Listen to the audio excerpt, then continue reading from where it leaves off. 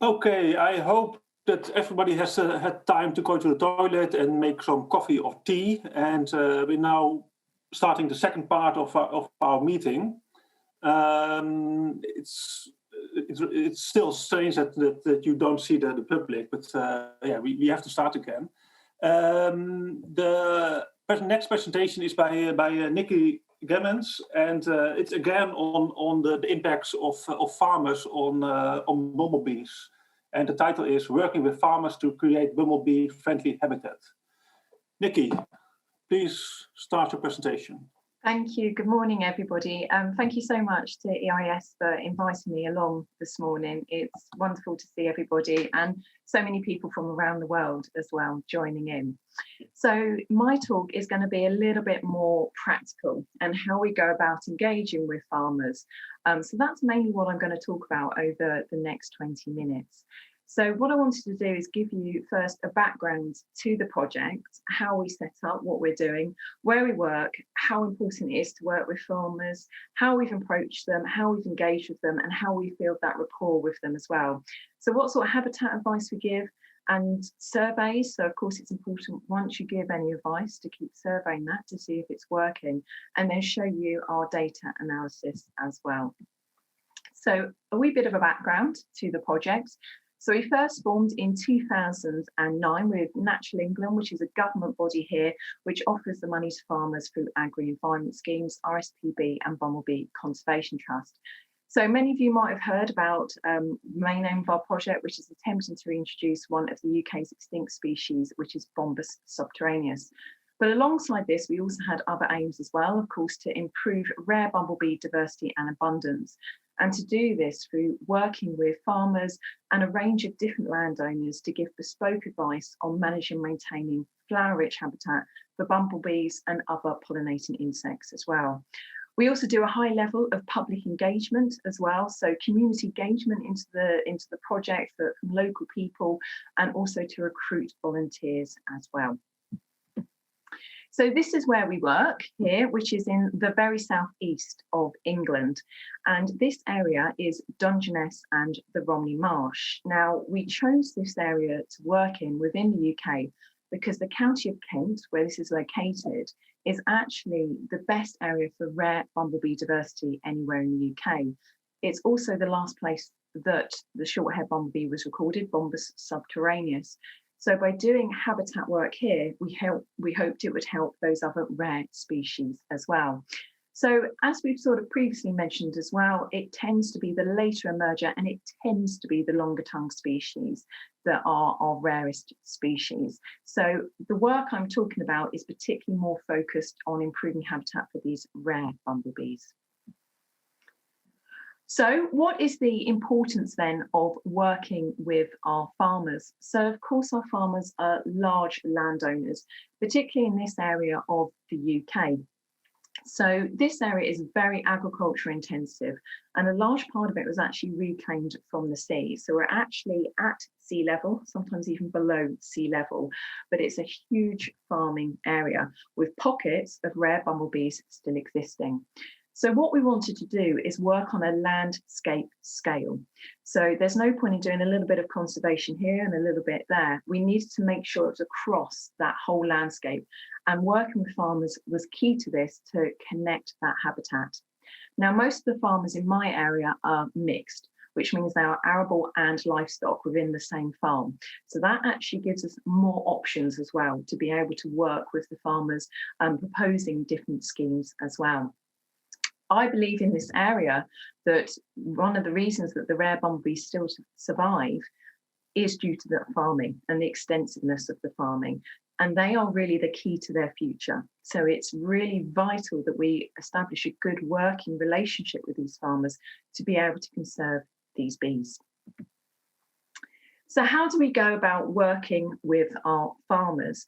So Natural England is the government body here, as I said earlier, that works with our farmers, and they facilitate the agri-environment schemes.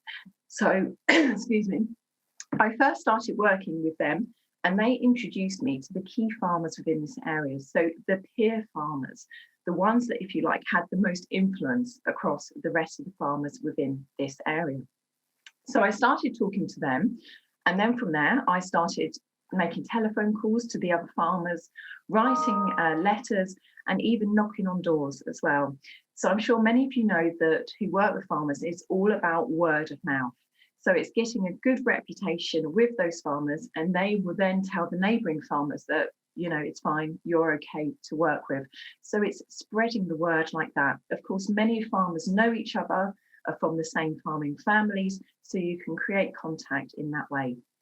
What we offer on this project is bespoke free advice. So it is tailored to that individual farm. And we will write a report, a management plan to help that farmer specific to their farm and to whatever needs that they have.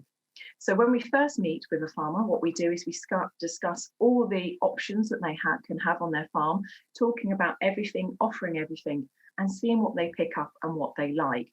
So if they're not keen on one thing, just offering as much as you can and how to manage it and maintain it. And of course, that's going to depend on their resources that are available. We then do repeat visits. So this isn't just one visit, it's repeating those visits, particularly if they're creating new habitat. They might want you to keep going back and having a talk about it. They might want to show it off as well. So it's building a long-term relationship. One thing that we've done, which has found very successful, is opening Bumblebee Farm Day events. So this is basically where we have an open day on one of the farmers' farms on the marsh, and then we invite all the other local farmers along to that farm. What we do is we offer a lunch and we offer tea and cake, and this seems to encourage the farmers no end if we bake some cakes. So that's one of the prime things that we've been doing. And at these events, we have speakers from Natural England, the government body, to talk to them about the latest criteria and also campaign for the farmed environment as well. I will then, of course, speak about the importance of bumblebees, the importance of pollination, the link with their crops as well. We then do a tour around the farm and we go and look at that habitat.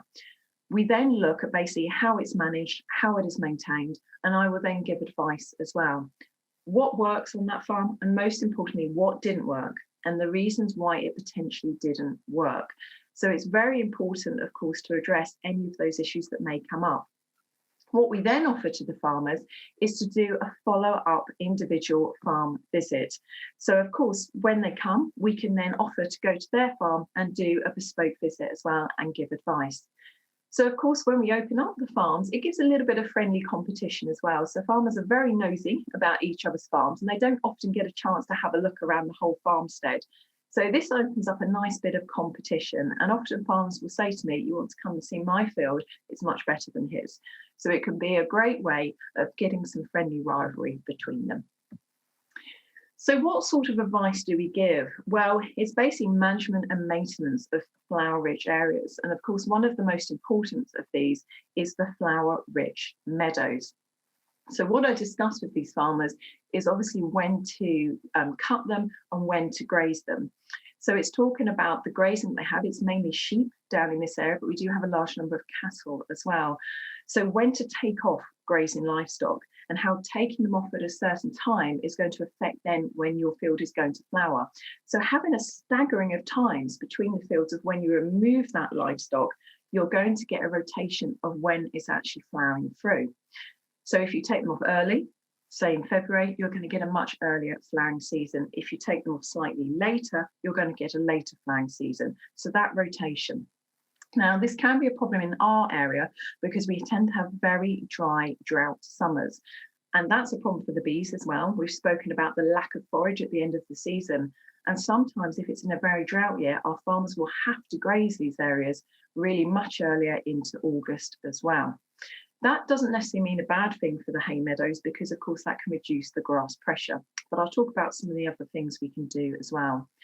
Now, we do encourage farmers to go back to traditional farming methods. So that means a mid-July cut. Now, what we do all suggest is when they do this cut is leaving awkward corners or a border around these hay meadows of even 1 to 2 meters. So there's continuation of forage. Because many of our farmers across this area will use the same contractors. So they will all be wiped out mid-July across the board. So that's why it's really important to have some areas left, and also the importance of pollen margins, the pollen and nectar margins.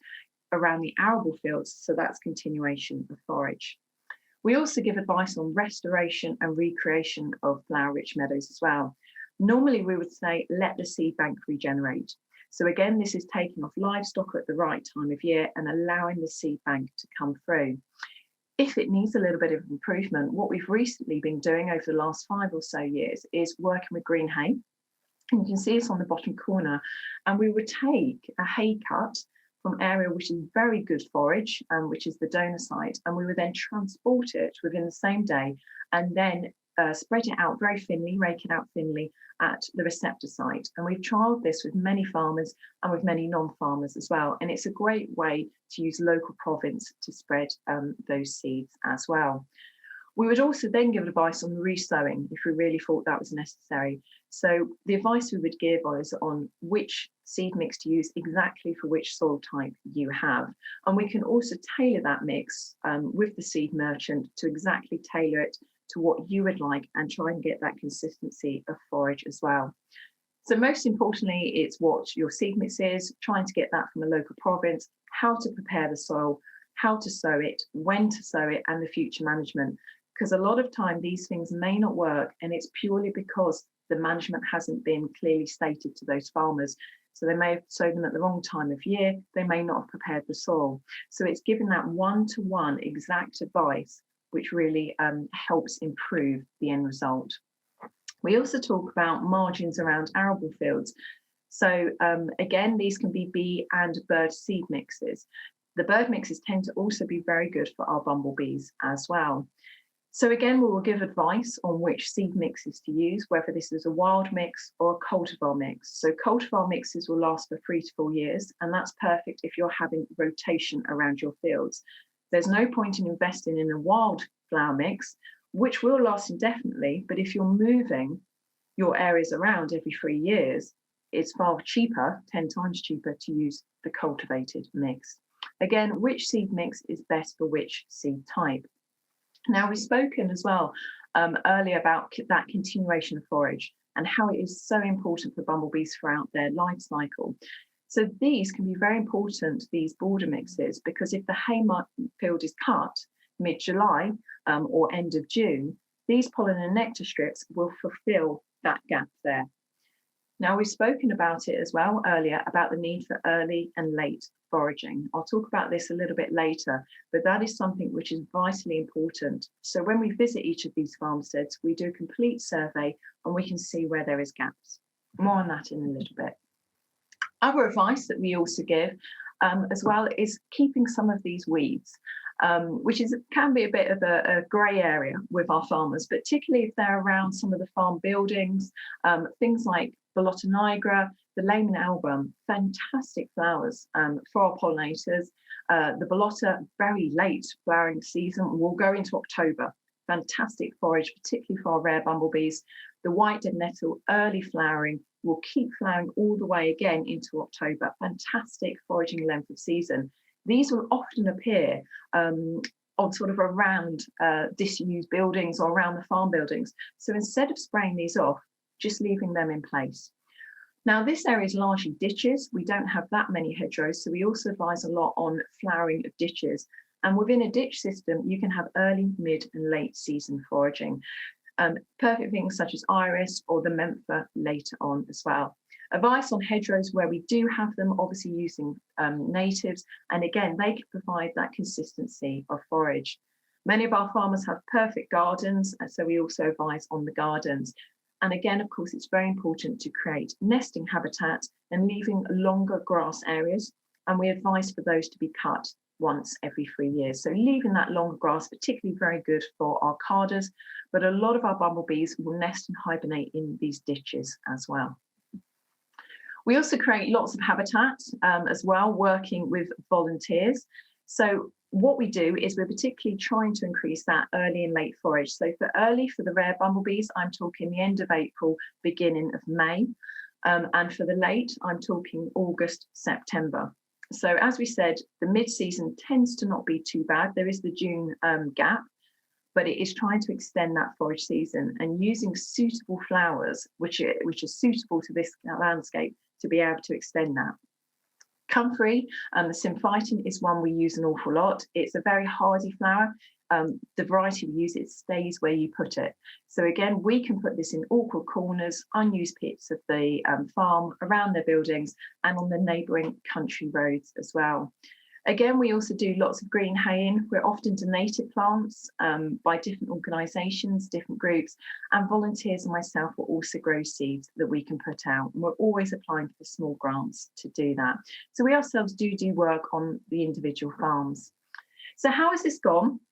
Well, over the last 12 years, we now work permanently with 50 farmers across this area. So on the map, this is the total area of the farmstead. And within that, we work on the arable fields and we work within those hay meadows. So when we first started, we wanted about 100 hectares to be recreated, to have better floral diversity, abundance, seasonal length. We're now over 1,600 hectares that we've advised on with farmers to increase the floristic diversity, abundance, and the seasonal length. Now, I'm just talking about farmers here, but we do work with another wide range of landowners. We work on the management of country roads, the roadside verges, seawalls, nature reserves, gardeners, golf courses, churches, amenity areas. And in total, we've actually advised on over 2,400 hectares. But I'm just focusing on the farmers for here. So if we're giving all this advice, what we want to know is it actually working? So how are the plants responding to this? And how, of course, are the bees responding to this change in habitat? So what we do is Bumblebee Conservation Trust, we have a standardised methodology called Bee Walk, and this is once a month transect, walked between March to October. And you can find out more about how we do these at our website there, thebeewalk.org.uk. We also do wildflower surveys, early, mid and late, and we record all of the species and their percentage cover. So for each individual farmstead, we have an idea of what is available, when it's available, and where to then fill in those gaps as well. And as previously said, it's really that early and late forage that is particularly missing. We also do what we call blitz days, which is where we go out and we try and survey a larger area as possible, and many of those will be with our farms. Now, this is all ongoing at the moment, our data analysis. We've done a large chunk of this and we are currently preparing a paper. So I'm just giving you a little brief snippet of what we're doing. So when we give advice to our landowners, what we do is we basically broadly put these into 4 sections of cut and graze, cut, graze, seed sowing, green haying, cut, graze and planting. So, and we've got no management as well. And that is basically we monitored bumblebees prior to any management happening. So we can have that as a comparison during and post management. So we can see here what is having the greatest impact on bumblebee numbers, and particularly of rare bumblebee numbers. So what are the best solutions to this, and what is the best methodology of increasing our bee species? So primary results here, I promise the paper will be coming out very soon. So I'm excited for everybody to see that. But just some of the tasters, if you like, from this, is that management type does have a significant effect on increasing bee numbers per kilometre. So what we found is where we have done management techniques, we do find an increase in all bumblebee groups, the guilds, particularly the rare bumblebees, the long-tongued and the short-tongued bumblebees. So we know our habitat advice is working. Now, what we also did was had a look at the time scale of this. So you do have to be patient, of course, when you're doing this work. It can take time for your advice for these flowers to the habitat to improve.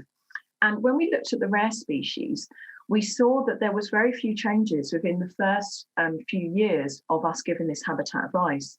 It was actually during the following 5 to 9 years where we started to see these changes. And we have significant increase in particularly Humulus and in Ruderatus as well. So 2 of the rare species that we find in these areas. We work on heavy clay soil, and that does take a number of years to really come through. In the first couple of years, it may even look like it's failed. It hasn't, it's just taking its time to come through. So it's always good to be patient with these. And this highlights a bit of a problem in conservation because many short-term projects may only last for between 1 to 3 years. So you may do this great habitat change, but you might not be able to see the changes that you've actually done. we've been very lucky. We have lasted for 12 years, and that's enabled us to basically do long-term monitoring and record these changes. So what's the future of the project? Well, obviously that's a paper, so we're looking at habitat management and how that's changed bee numbers over time. But we're also currently analysing data on forage availability and how that affects bumblebee guilds as well. So what forages are available and which bees are then attracted to it. And that should be really exciting data as well. We're currently expanding in our area. We can go further east, further west, continue to engage with new landowners, write up a lot of these case studies of working with farmers so we can distribute that, run more Bumblebee Farm Days, and we're currently seeking funds to be able to do this. Most importantly, I'd like to thank our 50 farmers for working with us, which has been fantastic learning experience for us, and our 47 project volunteers as well. So if you'd like to know more about the work, this is just one aspect of it. Our 10-year report is up on bumblebeeconservationtrust.org. You can follow the project on Twitter and on Facebook. There's my email address if you do have any questions that you'd like to ask me in the future. And do have a look at our website as well, because we've got lots of projects across the UK which are very similar as well. So thank you very much for all listening. Okay, thank you.